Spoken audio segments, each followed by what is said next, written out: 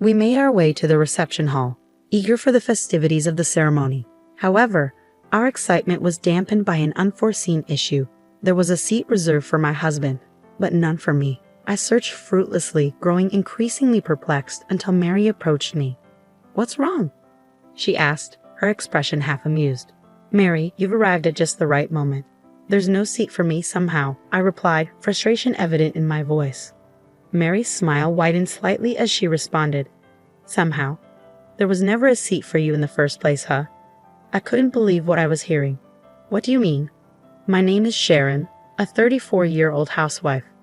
Peter and I have been married for 7 years, and while we've never had children, last year I finally gave birth to a precious baby girl. The journey of childbirth was arduous, but holding my daughter for the first time made it all worthwhile. Peter has been a supportive partner, always making it home at a fixed time to help with parenting duties. Here, sis, give this to my niece," my younger brother interjected, appearing once again with gifts for my daughter. Despite his teasing, his affection for her was evident. Noel and I share a close bond, despite the 5-year age gap. We've only had each other since our parents divorced when we were young. Our mother, a hardworking woman who held multiple jobs to support us, passed away from cancer 5 years ago. Her strength and sacrifice have shaped who we are today, and I'm grateful to have shown her myself in my wedding dress.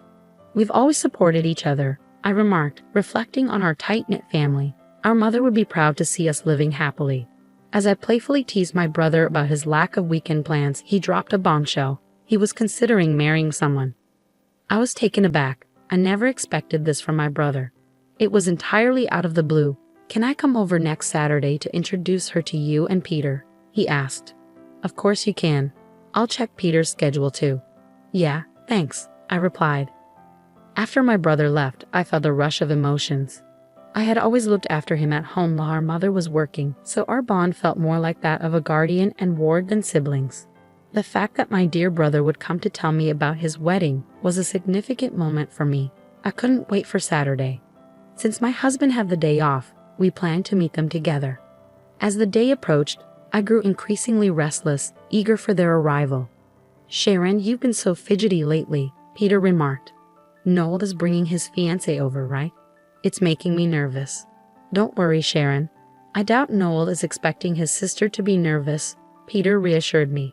As we discussed, the doorbell rang. My brother and his fiancé arrived about 5 minutes later than planned, and my heart began to race.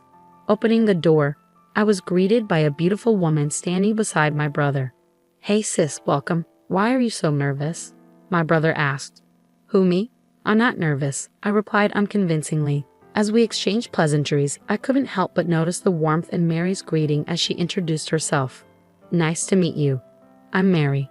"I'm Sharon, Noel's sister," I replied, trying to mask my nerves with a smile. I ushered them into the living room where my husband awaited. He gave them a quick once-over before offering to make tea. "Oh, we brought some sweets. Let's all have some," Mary suggested. "Thank you," I replied, accepting the offer to prepare tea together. Once everything was ready, we settled at the dining table and engaged in conversation. Mary, poised and beautiful like myself, appeared slightly nervous, glancing around the room. "So where did you two meet?" I inquired. "We met through work." Mary was working as a receptionist at a client's office where I was involved in negotiations. My brother explained, a hint of bashfulness in his tone. "Not only managing negotiations, but also bringing a fiancé." "Good work, Peter," my husband chimed in, lightening the mood. My brother laughed along, and Mary joined in, easing the tension. "How old are you, Mary?" I asked. "I turned 24 this year," she replied. "Ah, so she's 5 years younger than Noel, which means she's a full decade younger than me," I noted. "Are you planning on continuing to work after getting married?" "No, I'm going to quit. I don't need to work that much.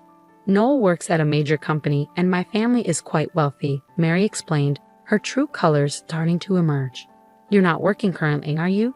I asked. "No, I quit after giving birth to my daughter, but I was with the company for about 15 years, I explained. "Wait, 15 years? How old are you now?" Mary's tone shifted, her expression hardening. "I'm 34, I replied. "Oh, a high school graduate," Mary said, sounding condescending.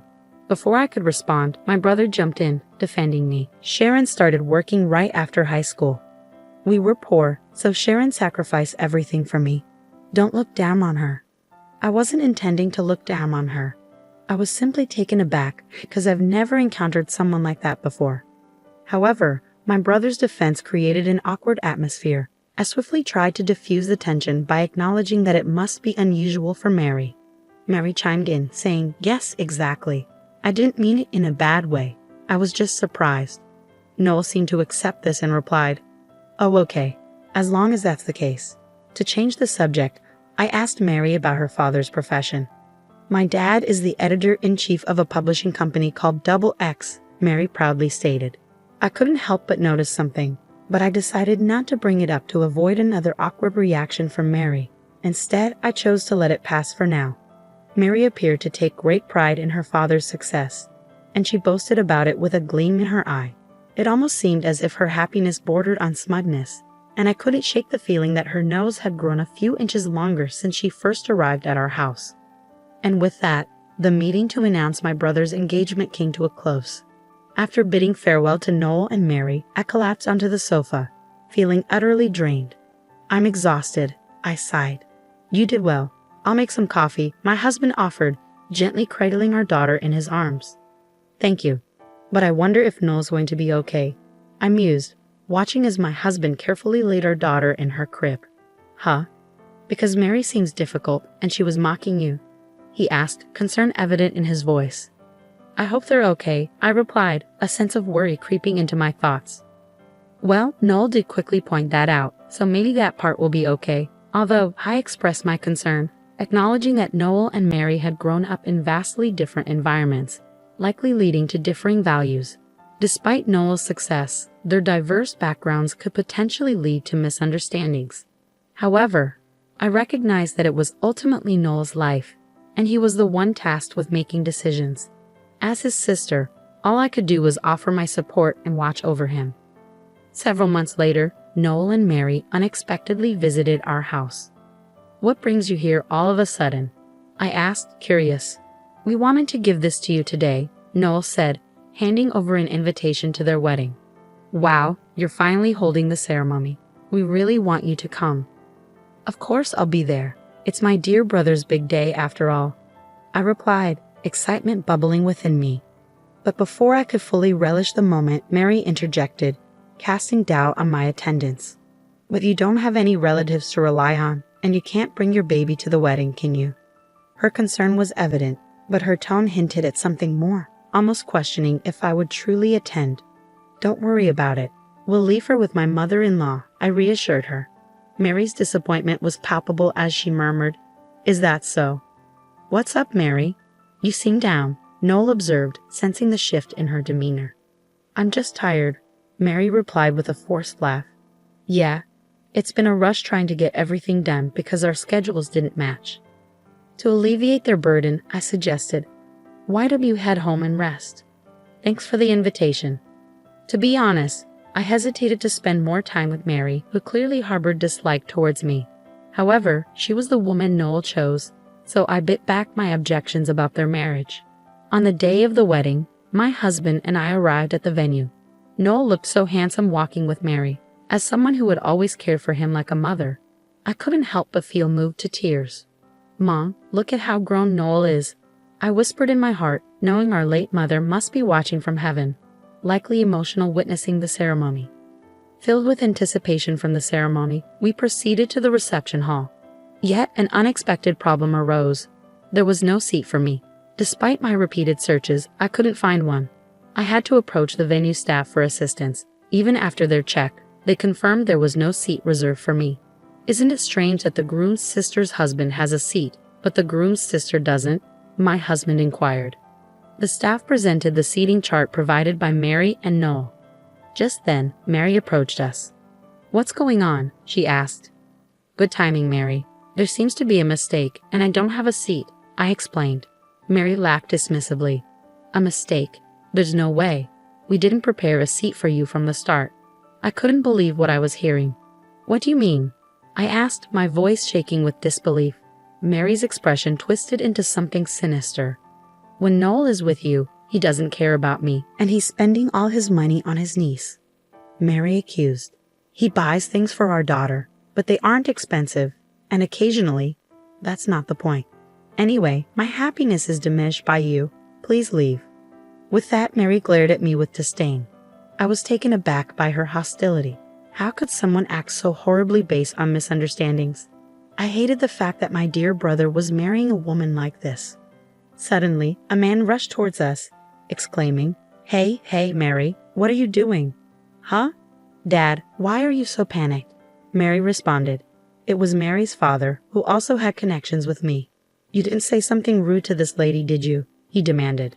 She's the annoying old hag interfering with my happy marriage, Mary retorted. What? Apologize right now, her father commanded. Frustrated with their argument, I turned to Mary's father and bluntly stated my intentions. Editor-in-Chief, I want to conclude my column with this week's issue. I deeply apologize. She was disrespectful. We'll do anything. Please don't quit, he pleaded, realizing the gravity of the situation. Seeing her father apologize profusely, Mary was left in shock.